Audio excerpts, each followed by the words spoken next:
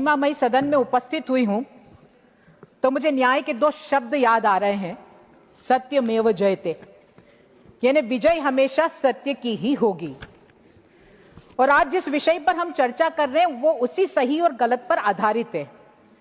ये चुनाव सुधार सिर्फ एक प्रक्रिया नहीं है, बल्कि इस देश के लोकतंत्र के महायज्ञ में चुनाव सुधार के माध्यम से अशुद्धियों को दूर करके पुनः शुद्धिकरण का एक शंखनाद है। और उसके बावजूद भी अगर विपक्ष इसका विरोध कर रहा है तो मुझे हंसी आती है। मुझे समझ नहीं आ रहा है कि ये इस बात का विरोध क्यों कर रहे हैं। अभी कुछ संसद सदस्यों ने अपनी बात को रखते हुए ये कहा था कि हमारी सरकार है लेकिन उसके बावजूद भी जनमत हमारे साथ नहीं है। मुझे हंसी इस बात पर भी आती है कि अभी कितने चुनाव, चाहे वो महाराष्ट्र का चुनाव हो, चाहे बिहार का चुनाव हो, उसके रिजल्ट हमारे सामने है।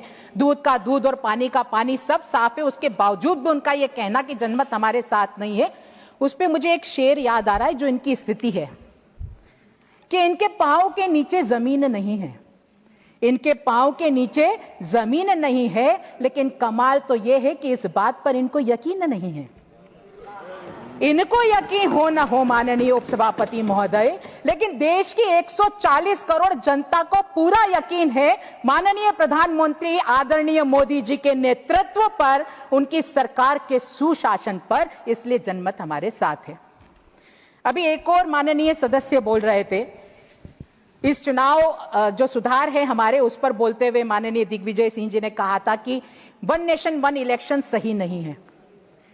मैं उनसे एक बात पूछना चाहती हूं कि जब वन नेशन और वन इलेक्शन आज सही नहीं है, तो जब 1957 में जब पंडित जवाहरलाल नेहरू जी प्रधानमंत्री जी थे और कुछ विधानसभा के चुनाव को पहले कराया गया, कुछ चुनाव को बाद में कराकर पूरे देश में एक साथ चुनाव किए गए थे, तो क्या वो गलत था? अगर आज गलत है तो वो क्या गलत था? और अगर उस वक्त सही है तो फिर आज गलत कैसे हो गया? और सिर्फ न सही 1957, 1962 में भी एक साथ चुनाव हुए इस देश में, 1967 में भी एक साथ चुनाव हुए, तो क्या वो गलत थे? और अगर वो चुनाव एक साथ होना गलत नहीं था, तो आज एक साथ चुनाव होना गलत कैसे हो सकता है? और मुझे ताज्जुब तब भी होता है कि ये सही गलत की बात कर रहे हैं जिनके इतिहास के पन्ने लोकतंत्र की हत्या की झूठी शाही से लिखे गए हों, वो आज सही और गलत की बात कर रहे हैं। मैं इनको याद दिलाना चाहूंगी 12 जून 1975 का वो दिन जब इलाहाबाद के जस्टिस जगमोहन जी ने जो फैसला सुनाया था और तत्कालिक प्रधानमंत्री इंदिरा गांधी जी के चुनाव को रद्द किया था, जब सही और गलत कहा गया था। क्या होना चाहिए था उस वक्त माननीय उपसभापति महोदय? इन्हें इस्तीफा देना था। और इन्होंने क्या किया? इन्होंने इस देश पर जबरन आपातकाल लगा दिया, इमरजेंसी घोषित कर दी। और इतना ही नहीं, उन्होंने संविधान का 39वां संशोधन किया ताकि इनके चुनाव को कोई चुनौती ना दे सके। ये सही और गलत की बात कर रहे हैं। लाखों लोगों को बिना कारण, बिना कसूर के जेल में ठूसने का काम किया। मेरे पिता को भी 19 महीने जेल में डालने का काम इन्होंने किया। वो दोष इन्होंने किया। मेरे साथ वो लाखों परिवार जिन्होंने यातनाएं झेली है, जिनके परिवार के लोगों ने वो जेल में रहकर जब उनके बारे में सुनते तो रोंगटे खड़े हो जाते हैं। ये सही और गलत की बात कर रहे हैं। जिन्होंने लोकतंत्र की हत्या करी, आज ईवीएम का रोना रो रहे हैं और ये कह रहे हैं सही नहीं है। वो कहते हैं कि ईवीएम मशीन खराब, ईवीएम मशीन खराब। माननीय महोदय, जब परतें खुलना शुरू हुई तो ईवीएम नहीं, इनकी नीयत खराब है। ये आज परिदृश्य सामने आ रहा है। और क्या गलत है? ये पहली बार तो नहीं हो रहा है, कोई हवा तो नहीं है कि आज हो रहा है। कितनी बार इस देश में चुनाव सुधार का काम हुआ है। हमारे संविधान ने चुनाव आयोग को यह अधिकार दिया है। उस अधिकार के रहते हुए समय समय पर चुनाव सुधार का कार्य हुआ है। इसमें गलत क्या है?